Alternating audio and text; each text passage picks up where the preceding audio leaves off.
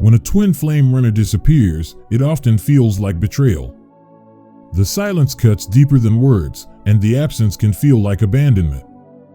Yet, what most people don't realize is this: the runner isn't running away from their twin flame union alone.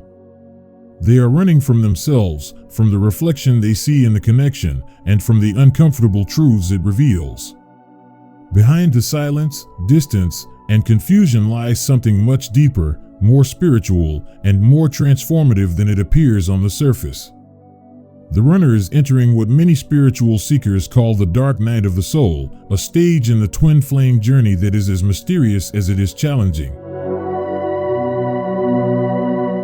This phase is like falling into an unseen abyss, a void that seems endless, where familiar signposts vanish and nothing makes sense anymore.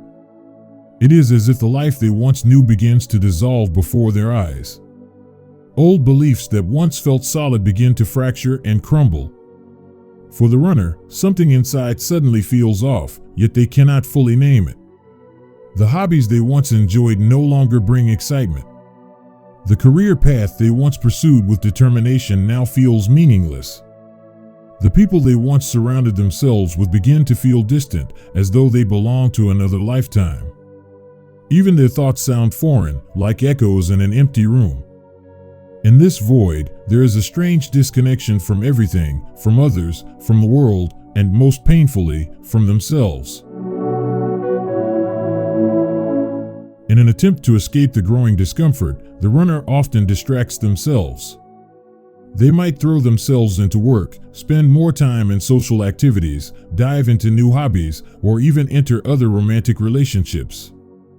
But no matter what they do, the gnawing inner ache remains. The distractions act like temporary bandages on a deep wound. They can cover the surface for a while, but the pain continues to bleed underneath. Even when they smile in public, there is a heaviness in their chest. Even when they seem engaged in life, there is a quiet exhaustion that comes from constantly running from their own truth. This pain is not caused solely by their twin. It is the resurfacing of wounds buried deep in the soul, from childhood experiences, unhealed trauma, suppressed emotions, and years of pretending to be someone they are not. The meeting with the twin flame acts like a mirror, reflecting not only love but also every hidden wound, every fear, and every false identity. The connection is powerful because it bypasses the masks both individuals wear. It touches the unguarded parts of the soul. For the runner, this sudden exposure can feel overwhelming. They are faced with a raw and unfiltered truth about themselves, the kind of truth they may have been avoiding their whole life.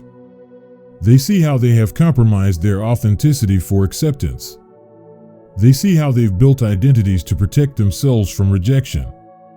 They see the walls they've built around their heart.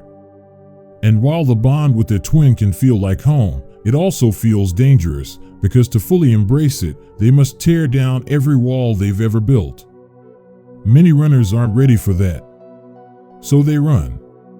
Not because they do not care, but because they are terrified of what they might lose in the process of becoming who they truly are. Inside the void, the runner begins to lose the sense of who they thought they were.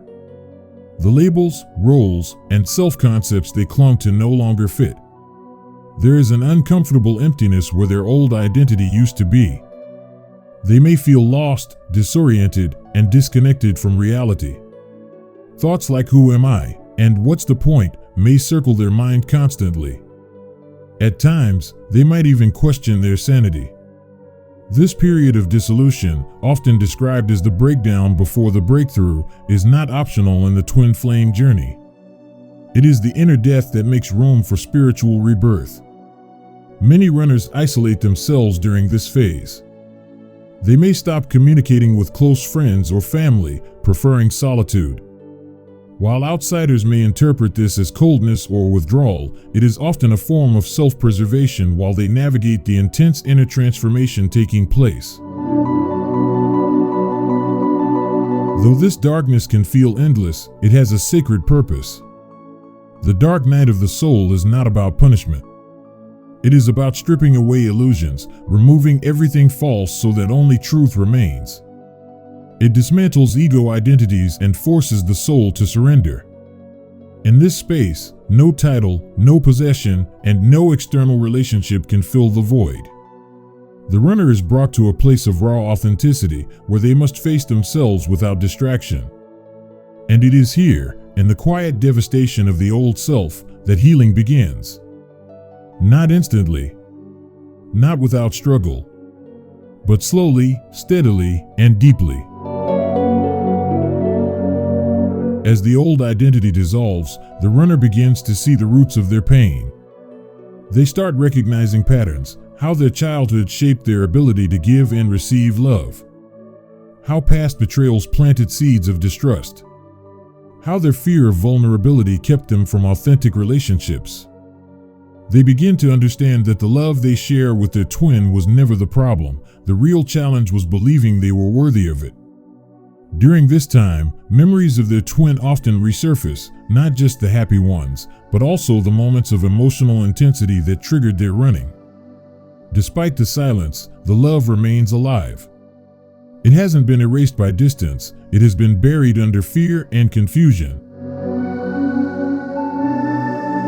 Awakening does not always happen in a dramatic burst of light. More often, it begins quietly. The runner's heart starts to soften. They begin to hear their inner voice more clearly. The numbness slowly gives way to awareness. They may start making small changes, setting boundaries, speaking their truth, and choosing authenticity over approval. They may begin to rebuild their lives, not according to who they were expected to be, but according to who they genuinely are. But this transformation does not follow a human calendar. The void works in the time of the soul, not the time of the clock. For some, the process takes months. For others, it may take years. Not all runners return the same way they left. Some re-enter the connection with their twin transformed, more self-aware, and more open to love.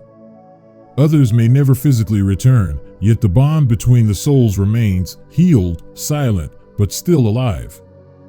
The purpose of the void was never solely to bring them back to the chaser. It was to get them back to themselves. And in doing so, it deepens the spiritual bond between the twin flames, even if it exists only in the unseen.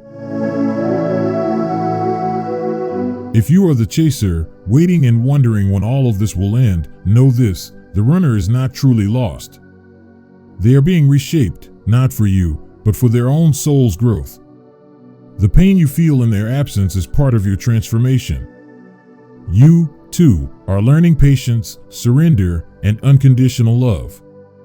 And in the end, the connection will be stronger, whether in physical reunion or a higher form of soul alignment. If you are the runner, trapped in the dark, unsure of who you are, breathe. What you are experiencing is not the end of your story. It is the dismantling of a life built on false foundations so that you can create a new one rooted in truth. You are not broken. You are being rebuilt. You are not lost. You are being led home, not to the past, but to the most authentic version of yourself. The void may feel empty, but in truth, it contains everything you need to become whole. Every tear, every sleepless night, every quiet realization is a step toward the life your soul came here to live. In the end, the dark night of the soul is not a curse. It is an initiation.